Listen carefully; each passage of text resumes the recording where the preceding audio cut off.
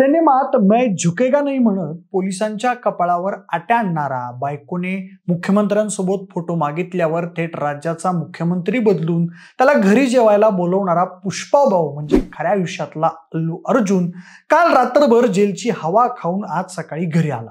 अल्लू अर्जुनला एका महिलेच्या मृत्यू प्रकरणात शुक्रवारी दुपारी अटक झाली होती. घरी आल्यावर त्याची पत्नी स्नेहा रेड्डीनं गळ्यात पडून रडणं, त्याचे वडील आणि सासऱ्यांनी त्याला आणण्यासाठी जाणं याचे व्हिडिओ व्हायरल झाले. अल्लू अर्जुननं रात्री जेलमध्ये थोडंसं जेवण करणं, आखी रात्र जागून काढणं, त्याच्या समर्थकांनी पोलीस स्टेशन आणि न्यायालयाला गराडा घालणं, काल सकाळी अटक, दुपारी सुनावणी आणि संध्याकाळी मिळालेली बेल याबद्दल खूप चर्चा झाली.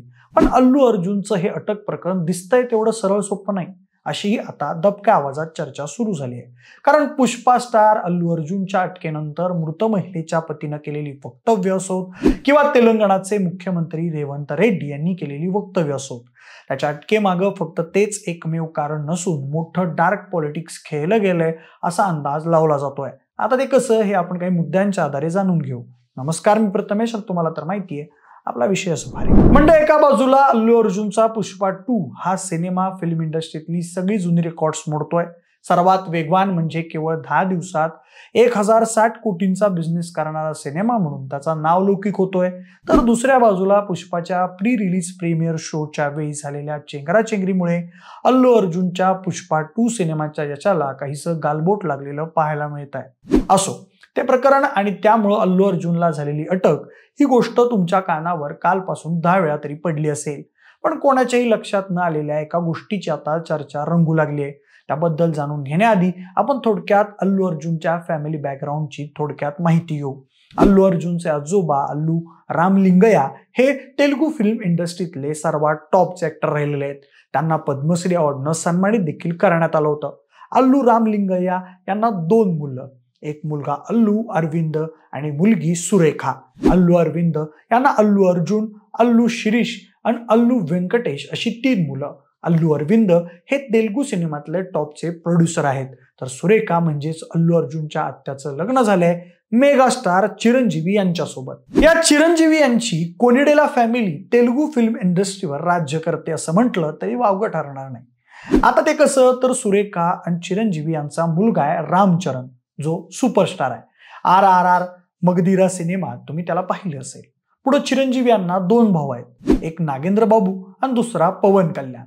फिल्म लाईन मध्ये सुपरस्टार असण्यासोबतच हे दोन्ही भाऊ पवन कल्याणने सुरू केलेल्या जनसेना पक्षाचे पदाधिकारी देखील आहेत. पवन कल्याण सध्या आंध्र प्रदेशचे उपमुख्यमंत्री आहेत. नागेंद्र बाबू यांना वरुण तेज नावाचा मुलगा जो सुपरस्टार आहे. तर चिरंजीवीच्या बहिणीचा विजय दुर्गाचा मुलगा साई धरम तेजा हा सुद्धा तेलुगू सुपरस्टार आहे. तर अशा पद्धतीने हे सगळं सुपरस्टार कुटुंब सध्या तेलुगू सिनेमा क्षेत्रावर एक हाती सत्ता गाजून आहे. आता फॅमिली इतकी मोठी आणि वेगवेगळ्या क्षेत्रात कार्यरत म्हटल्यावर त्यांचे दुश्मन असणार हे नक्की. आता एका चर्चेतल्या थिअरीनुसार अल्लू अर्जुनच्या अटकेमागं त्याच्या आत्याचे धाकटे दीर व त्याचे चुलते मामा पवन कल्याण यांचा हात होता असं म्हटलं जात होतं. त्याबद्दल अधिक माहिती अशी की पवन कल्याण हे सध्या आंध्र प्रदेशचे मुख्यमंत्री असलेले चंद्राबाबू नायडू यांच्या मंत्रिमंडळात उपमुख्यमंत्री आहेत आणि त्यांनी माजी मुख्यमंत्री जगनमोहन रेड्डी यांची सत्ता उलटवून टाकली होती.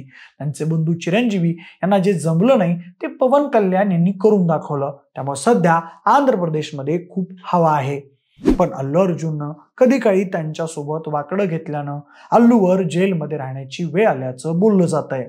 तिकडच्या काही मीडिया रिपोर्ट्सनुसार अल्लू अर्जुनला उच्च न्यायालयानं जामीन मंजूर केलेला असला तरी तो त्याचे चुलत मामा पवन कल्याण यांच्या समोर झुकला असता तर कदाचित त्याला जेलची हवा खावी लागली नसती. म्हणजे आंध्र प्रदेशच्या विधानसभा निवडणुकीमध्ये अल्लू अर्जुनने काका पवन कल्याण यांना समर्थन देण्याऐवजी त्यांचे विरोधक असलेल्या YSR काँग्रेस पक्षाच्या नेत्या शिल्पा रवी रेड्डी यांना साथ दिली होती असं म्हणतात. त्याचा राग पवन कल्याण यांच्या मनात होता असं म्हणतात. तेव्हा देखील अल्लू अर्जुन विरोधात एक गुन्हा दाखल झाला होता, परंतु त्याला एवढं गांभीर्यानं घेण्यात आलेलं नव्हतं. पण जेव्हा पवन कल्याण जिंकून आले तेव्हा त्यांच्या विजयानंतर अल्लू अर्जुनने त्यांना शुभेच्छाही दिलेल्या होत्या. तरीही दोघांमध्ये फारसं बरं नसल्याच्या चर्चा होत्या. सध्या अटक झाल्यानंतर अल्लू अर्जुनकडे पवन कल्याण यांच्याकडे मदत मागण्याचा पर्याय होता, पण त्यानं तसं केलं नाही. पण तरीही अल्लू अर्जुनच्या अटकेची बातमी समजल्यानंतर पवन कल्याण चिरंजीवी हातातलं काम टाकून त्याला भेटायला गेल्याचं कळतंय। त्यावेळी दोघांच्या चेहऱ्यावर टेन्शन दिसत होतं। त्यामुळे जुना राग मनात धरून पवन कल्याण यांनी अल्लू अर्जुनच्या अटकेत काही भूमिका बजावली हा दावा खोटा वाटत आहे। राहिली दुसरी गोष्ट, तेलंगणाचे मुख्यमंत्री रेवंत रेड्डी यांची संशयास्पद भूमिका। म्हणजे अल्लू रेवंत रेड्डी हे अल्लू अर्जुनची पत्नी स्नेहा रेड्डी यांचे नातेवाईक आहेत। दरम्यान सूत्रांनी दिलेल्या माहितीनुसार पुष्पा 2च्या प्री रिलीज प्रीमियरच्या आधी अल्लू अर्जुनने दिल्लीमध्ये काही नेत्यांच्या भेटीगाठी घेतल्या होत्या। तसंच अल्लू अर्जुनने राजकीय रणनीतिकार प्रशांत किशोर यांचीही दिल्लीमध्ये भेट घेतली होती। त्यामुळे सर्वांच्या नजरा अल्लूकडे लागून राहिलेल्या होत्या। त्यातून त्याचे काही राजकीय संकेत दिसून येत होते। त्यामुळे इकडे तेलंगणामधल्या राजकीय नेत्यांच्या भुवया उंचावल्या होत्या। तो सुद्धा पवन कल्याण किंवा तमिळ सुपरस्टार विजय थलापती सारखं राजकारणात येण्याचा विचार करत तर नाही ना, अशी चर्चा होती। त्यानंतर अल्लू अर्जुनने मी राजकारणात येणार नाही असं स्पष्टीकरणही दिलं होतं, परंतु तोपर्यंत वेळ निघून गेली होती। दरम्यान आंध्र प्रदेश असो वा नव्यानं निर्माण झालेलं तेलंगणा राज्य, या दोन्ही तेलुगू भाषिक राज्यात मनोरंजन आणि राजकारण क्षेत्र एकमेकांच्या गळ्यात गळे घालून चालू असलेलं दिसून आलंय। दरम्यान सध्या तेलुगू फिल्म इंडस्ट्रीतील अनेकांचे सध्या सत्तेवर असलेल्या रेवंत रेड्डी यांच्यापेक्षा केसीआर यांच्याशी चांगले संबंध आहेत। म्हणजे आता थोडं आणखी मागे जाऊन सांगायचं झालं तर तेलंगणात सत्ता बदलली असली तरी तेलुगू चित्रपट उद्योगातील सर्वात मोठी हिस्सेदारी रेवंत रेड्डी यांच्याऐवजी केसीआर यांच्या हातात आहे। बहुतांश सेलिब्रिटी केसीआर यांचे मित्र आहेत। 2014 पर्यंत तेलुगू चित्रपट उद्योग हा सध्या आंध्र प्रदेशचे मुख्यमंत्री असलेल्या चंद्राबाबू नायडू यांच्या हातात होता। आंध्र प्रदेशचे विभाजन झाल्यानंतर 2014 मध्ये तेलंगणामध्ये बीआरएस पक्ष सत्तेवर आला। पहिल्या वर्षात चित्रपट उद्योगाचे केसीआर यांच्या राज्य सरकारशी चांगले संबंध नव्हते, पण एका वर्षानंतर अनेक चित्रपट कलाकार आणि निर्माते तत्कालीन सीएम केसीआर व त्यांचा मुलगा केटीआर यांच्या जवळ आले आणि हा ट्रेंड 2024 पर्यंत कायम राहिलाय। दरम्यान रेवंत रेड्डी मुख्यमंत्री झाल्यानंतरही बहुतांश लोक अजूनही केटीआरला पाठिंबा देत आहेत।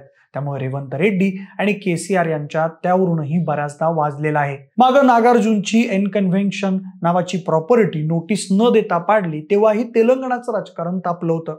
सध्या अल्लू अर्जुनची केटीआर किंवा चंद्रबाबू नायडू आणि पवन कल्याणशी असलेली जवळीक रेवंत रेड्डी यांना खटकत असल्याची चर्चा आहे आणि त्यामुळे तेलंगणाचे मुख्यमंत्री रेवंत रेड्डी यांनी अल्लू अर्जुनच्या अटकेवर एकदम संयत प्रतिक्रिया दिली आहे। एका टीव्ही चॅनलशी बोलताना ते म्हणाले की या देशात संविधान सामान्य माणूस आणि पंतप्रधानांसाठी समान आहे। त्याचा फायदा त्यांच्या शोला झाला आणि 1300 रुपयांना तिकीटं विकली गेली, पण तिथं कोणतीही व्यवस्था नव्हती। एका महिलेला तिचा जीव गमवावा लागला। त्यांचा एक मुलगा रुग्णालयात आहे। जर कोणावर गुन्हा दाखल झाला नाही तर सिने कलाकारांसाठी नवीन घटना बनवली गेली आहे का, असा सवाल सामान्य माणूस उपस्थित करेल। स्टारच्या जागी दुसरा कोणी नागरिक असता तर त्यांना एका दिवसात तुरुंगात टाकलं असतं। एक जीव गेला, दुसरा कोमात आहे, ही दुर्दैवी घटना आहे। त्याचं गांभीर्य ओळखायला हवं आणि सिनेमावाले काय बॉर्डरवर लढून नाही आलेत, त्यांच्यासाठी हा बिझनेस आहे। पैसे लावून ते पैसेच कमवत आहेत। आता रेवंत रेड्डी या घटनेबद्दल इतकं रागात बोलण्याचं कारण म्हणजे पुष्पाच्या सक्सेसबद्दल एका व्हिडिओमधून बोलताना अल्लू अर्जुन रेवंत रेड्डी यांचे आभार मानायला विसरला होता। सध्या त्या गोष्टीचा संबंध अल्लू अर्जुनच्या अटकेशी जोडला जातोय। तर असा सगळा मॅटर आहे। दरम्यान सध्या तेलंगणामध्ये विरोधी बाकावर असलेल्या भाजप आणि बीआरएस पक्षानं मुख्यमंत्री रेवंत रेड्डी यांना अल्लू अर्जुनच्या अटकेवरून बेकार टार्गेट केलाय। हा जाणून बुजून केलेला डाव आहे असं परसेप्शन लोकांमध्ये अल्लू अर्जुनच्या फॅन्समध्ये क्रिएट केलं जात आहे, जेणेकरून त्याचा राजकीय फायदा उचलता येईल। पण अल्लू अर्जुनने सुटून आल्यानंतर अशी प्रतिक्रिया दिली आहे की तुमच्या प्रेम आणि समर्थनासाठी मी सर्व चाहत्यांचे आभार मानतो। काळजी करण्यासारखं काही नाही, मी ठीक आहे, मी कायद्याचं पालन करणारा नागरिक आहे। मी पुन्हा एकदा पीडित कुटुंबाप्रती संवेदना व्यक्त करतो। ही एक दुर्दैवी घटना होती, जे घडलं त्याबद्दल आम्ही दिलगिरी व्यक्त करतो। दरम्यान जामीन मिळूनही प्रिंट अपलोड न झाल्याचं कारण देत अल्लू अर्जुनला एक रात्र पोलीस स्टेशनची हवा खावी लागली। यामागे ही डार्क पॉलिटिक्स असल्याचं बोललं जात आहे, कारण मयत महिलेचा पती भास्कर यानं माध्यमांशी बोलताना असं सांगितलं की अल्लू अर्जुन विरोधातील तक्रार मागे घेण्यास मी तयार आहे। चेंगराचेंगरीच्या प्रकरणात अल्लू अर्जुनला अटक झाल्याची मला कल्पना नाही। चेंगराचेंगरीच्या घटनेशी अल्लू अर्जुनचा काहीही संबंध नाही। तसंच पोलिसांनी अल्लू अर्जुनच्या अटकेबाबत मला कोणतीही माहिती दिली नाही असं देखील तो म्हटलाय। मग जर तक्रारदार अल्लू अर्जुनची चूक नाही म्हणतोय तर अल्लू अर्जुनला काल कॉफी पिता पिता पोलिसांनी इतक्या लगबगीनं का अटक केली हा प्रश्न आहे। आता आणखी एक गोष्ट म्हणजे ज्यांनी अल्लू अर्जुनचा जामीन केला ते निरंजन रेड्डी हे YSRCP पक्षाकडून राज्यसभेचे खासदार राहिलेले आहेत. आता त्याचं आणखी काही कनेक्शन आहे का हे येणाऱ्या काळात कळेल. पण सध्या अल्लू अर्जुन विरुद्ध तेलंगणा सरकार किंवा तेलुगू फिल्म इंडस्ट्री विरुद्ध तेलंगणा सरकार असा नवीन वाद तिथं उभा राहिलाय असं म्हटलं जात आहे. पण तुम्हाला नेमकं काय वाटतंय? अल्लू अर्जुनच्या अटकेमागं खरंच काही पॉलिटिक्स झालं असण्याची शक्यता आहे का? तुमची मतं आम्हाला कमेंट बॉक्समध्ये नक्की कळवा. जर हा व्हिडिओ आवडला असेल तर लाईक आणि शेअर करा. सोबतच आपल्या विशेष भरी YouTube चॅनलला देखील सबस्क्राईब करायला अजिबात विसरू नका. धन्यवाद.